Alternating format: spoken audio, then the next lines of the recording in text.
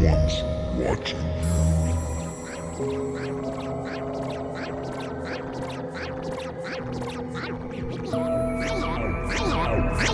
I have. And before we get into what I actually want to talk about today, yesterday, while I was filming a video for this channel, I went live for 30 minutes on accident while recording. So, wow. I was just out there. I had no idea. What have I done? What did I do the whole time? I wasn't paying attention. I didn't know anyone was watching me. Some of my buddies were in the chat. I think maybe eventually they realized I was filming a video when I say things like, make sure you press like. But I was so unaware that this was the case. I got up, I went to the bathroom. I know that for sure. So before we get into what I want to talk about, let's review the footage.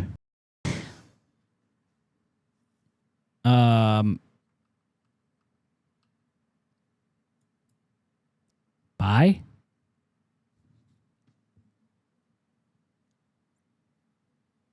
Motherfucker.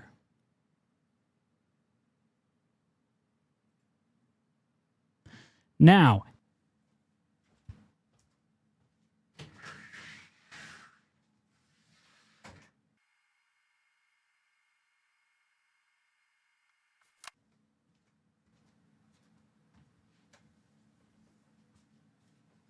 camera doesn't fucking freeze at all. Well, that wasn't so bad, right? I mean, the worst that was happening was I got up to pee. So I'm in the clear. That, though, was spooky. I had no idea. You know? I had been recording for so long, I didn't know when I started, when I clicked the streaming button. Look, I tried this new software. You think this is impossible, and I used to think this was impossible. Like when I saw Ninja went live accidentally that one time, I thought it was impossible to happen. How do you not know that just happened, right? Well, I tried this new software. It's called Meld Studio. It's like an OBS alternative. I tried it out because Harris Heller said, you should switch this right now. It's really cool. And there's a lot of cool features to it. But for whatever fucking reason, I don't know how long Harris Heller tried it out for or not, but my camera would just freeze. And my camera doesn't freeze at all, ever in Zoom, in OBS, or any other piece of software. But in Meld, for whatever fucking reason, just would keep freezing. I restarted my computer. Maybe like the VRAM or something was wigging out. I don't know. And that didn't help. So I can't use Meld Studio for jack shit. Also, the go live button and the record button are right next to each other, and they look similar. And I must have accidentally pressed it at one point, and I went live, and people were looking at me. Thank God I noticed when I did. Not that anything crazy happens in this room, but I could say something. I can make fun of one of my buddies. I don't really know what would happen. I just don't want to be seen scratching my private parts and things like that. You know, it's just not very chill. So that we're in the clear. That's a good thing. That's a good thing for me. But you know what else is good? I talked about my game, Boya Coya, briefly in another video. And I mentioned it in that video I was making about sound design. But I want to kind of actually get into where I'm at right now with it. And, you know, what's to come, etc. So let's take a look. This is the video I'm working on right now. So this is the game. Right now, all I have set up is beginner mode, but there will be internet and expert mode, which are basically two rule sets. There'll be a third button here that's like custom. So you can take rules, mix and match, or do custom rules for beginner or expert from, you know, rip them from there. Anyways, beginner mode is a very simple version of the game. Now, for those unaware, this is based off of an ancient Persian game called Ganjifa.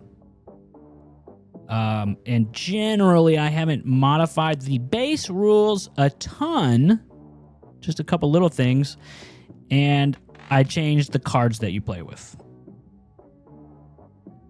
Yeah, I did add some custom rules, but if you know anything about Ganjifa, you know that in every place it was ever played, there was some custom set of rules, and then in general it was similar, but traditionally it was rounded cards, and then they had long cards and whatever. So I decided, in order to make a modern version of that game, we're going to go with the standard card suits, and then a few that I made up when I made a game called Boya Coya years ago, including the banana and the skull and the crown.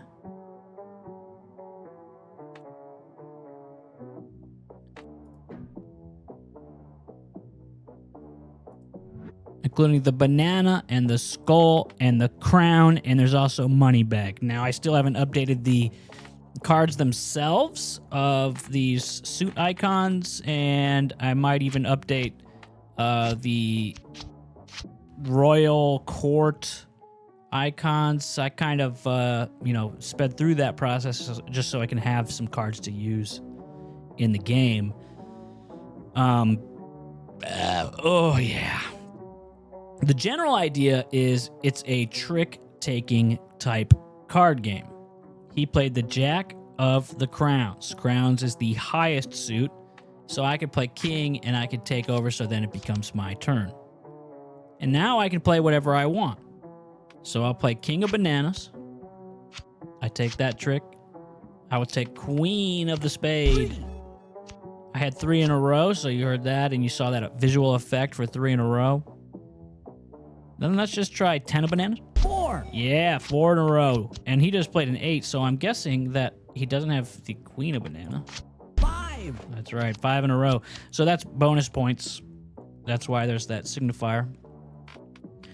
And basically you just play out the rest of the game, hoping that you have the cards to win. You keep track of what tricks you have here on this screen, or you can even see your opponent's tricks and see how much it's worth. You can see here, they took this, they had to have placed the King of Diamonds, right? And that beats Queen of Diamonds, and then when you take Queen, that's worth 6. So it's worth more than a regular trick. So there's all sorts of rules like that. And in this mode, there is Boya Coya.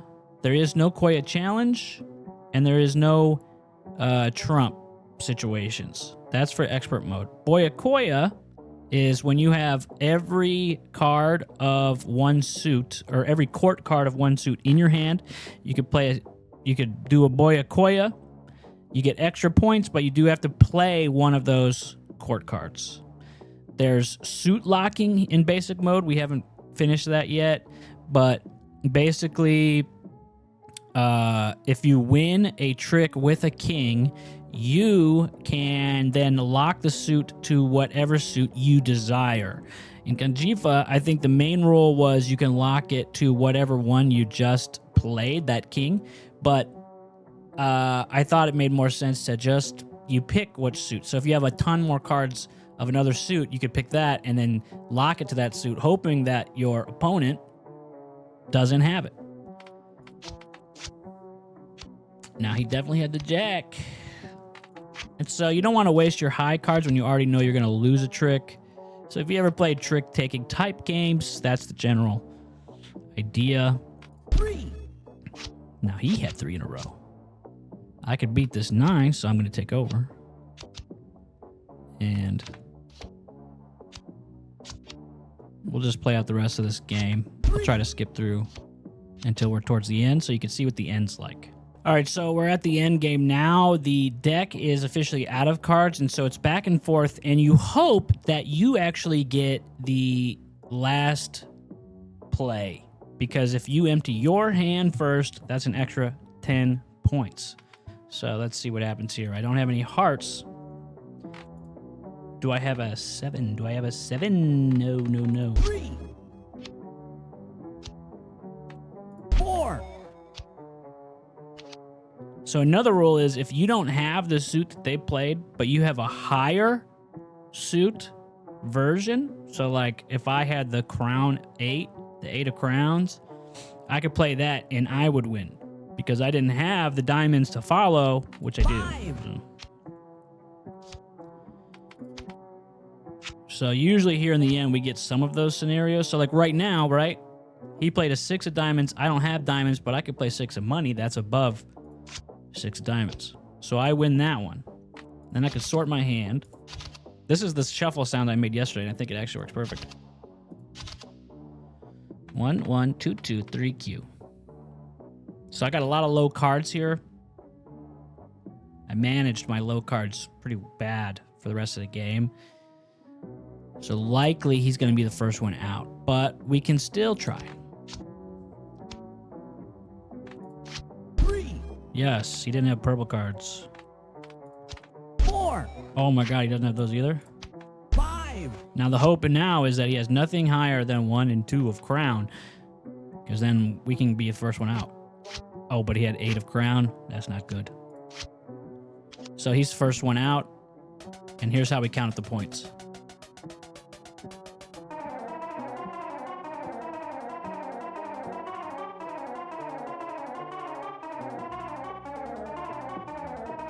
I did pretty good.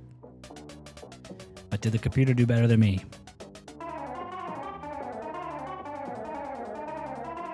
I think I might have beat him on this one. Oh my god, no way. You beat me by 4 points. It's actually kind of hard. In general, if you're playing this game and you're not yapping the entire time, it seems like an entire game of Boya Coya goes about 5 minutes on beginner mode. We haven't made expert mode yet, so we'll see when we get there. But I think that's a decent time for like a single game of a card game, right? 5 minutes, not bad. And you saw the sort of things that you get extra points for too, right? You get consecutive 3, 4, 5. Now, if you maintain after that, you don't get extra points. But if you get 3, 4, 5 tricks in a row, that's a bunch of extra points. First one out is extra points. The most tricks taken in a specific suit, that's bonus points. And if you get 7 or more cards of a single suit taken, that's also bonus points. So it's things like that that you eventually learn and then you look for and you try to strategically get those. So we could play again if I wanted to.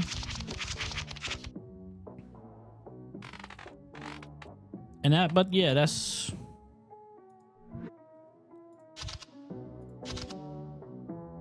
See that? Kind of suit, you can sort by suit or by rank.